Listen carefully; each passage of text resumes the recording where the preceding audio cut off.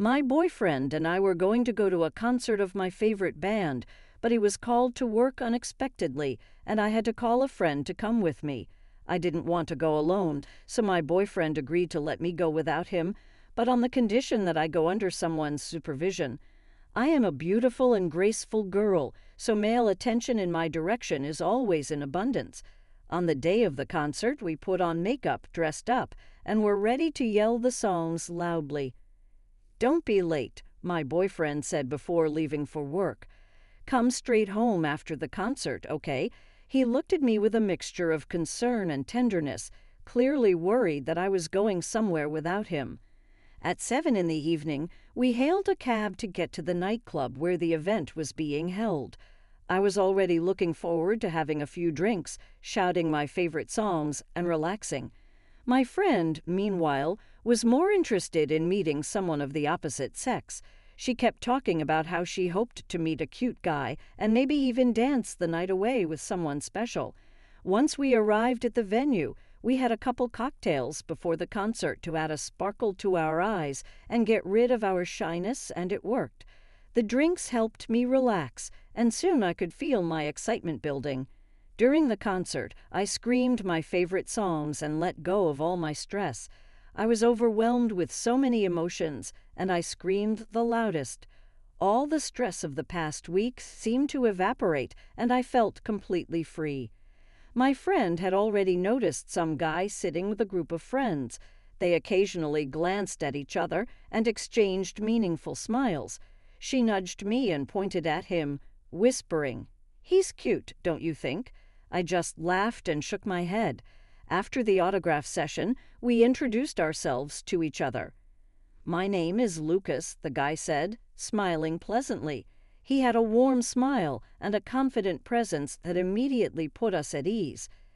"I'm Emma, and this is my friend Hannah," my friend said, warmly pulling me close to her. She was clearly excited to make new friends. "We're going to a bar with some friends after the concert. Do you want to keep us company?" Lucas asked, clearly interested. His eyes seemed to linger on my friend, and she was clearly excited. Actually, we just started talking. I started, trying to remind her of the plan to head home early, but Hannah interrupted me with a nudge under the ribs. "We'd love to," Hannah said, her eyes shining with joy. I sighed, tired, but gave in. It was useless to argue. I could see how much she wanted this. Lucas introduced us to his friends, Nick and Jake, and then we all went to a nearby establishment together. The bar was lively, with colorful lights and music that made it impossible not to stomp your foot. I couldn't really relax because I had promised my boyfriend that I would go home after the concert. But a few glasses of wine and good music did the trick. I started dancing, drinking, and having fun with the guys, completely forgetting about the time and my promise. The atmosphere was infectious, and I soon found myself laughing and singing along with everyone else. It was a much-needed escape from my usual routine. As the night went on, I didn't notice I had lost control of the situation. One of my last memories was of Jake coming up to me. He had been watching me all night and seemed genuinely kind. "Hey, Hannah, maybe I should take you home," he asked, gently putting his arm around my waist. His voice was soft, and I realized he was worried about me. I just nodded in agreement. He hailed a cab, and we said goodbye to the others. We kissed for most of the ride, and then my memory faded. The next thing I remembered was waking up in Jake's bed with no clothes on. Of course, what had happened during the night was understandable without explanation. I felt confusion, regret, and a strange sense of detachment as I tried to piece together what had happened. I looked at my phone, at least 30 missed calls from my boyfriend, angry messages like, "Where the hell are you?" and "Why aren't you picking up?" I felt my heart sink as I realized how badly I had messed up. The fun I had had the previous night now seemed to blur, and the reality of my actions hit me hard. I froze in place for a moment, staring at the messages, trying to think of what to say or how to explain myself. Yes, it had been fun for us to go to a concert with a friend to sing our favorite songs. But now the consequences of my actions were in full view, and I didn't know how to make things right. I couldn't help but think about my boyfriend's face and how disappointed and hurt he would be.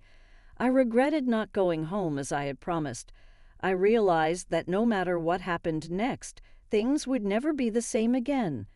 Jake woke up next to me, looking a little disoriented. He smiled weakly at me, as if trying to lighten the mood, but I couldn't return the favor. I dressed quickly, mumbling something about needing to leave. He offered to call me a cab, but I declined, preferring to handle the situation on my own. As I left his apartment, I felt a pang of regret, not just for what had happened with Jake, but for breaking the trust of someone I cared about. The cab ride home was long and silent. My mind was replaying everything that had happened, and I was trying to think of how I would explain everything to my boyfriend. I knew I couldn't hide the truth, but I also didn't know if he could ever forgive me. The fun of the concert seemed like a distant memory now, overshadowed by the mistakes I had made. I wanted to relax and enjoy myself, but in doing so I had lost sight of what really mattered. Walking up to my apartment, I took a deep breath, knowing that I had a lot to go through when I walked through that door. I hesitated for a moment before stepping inside, wondering if my boyfriend would want to hear my side of the story. The fear of losing him was real, and it made me realize how much I valued our relationship. It was a painful lesson, but I knew I had to deal with it. With my heart pounding, I opened the door, ready to face what awaited me inside.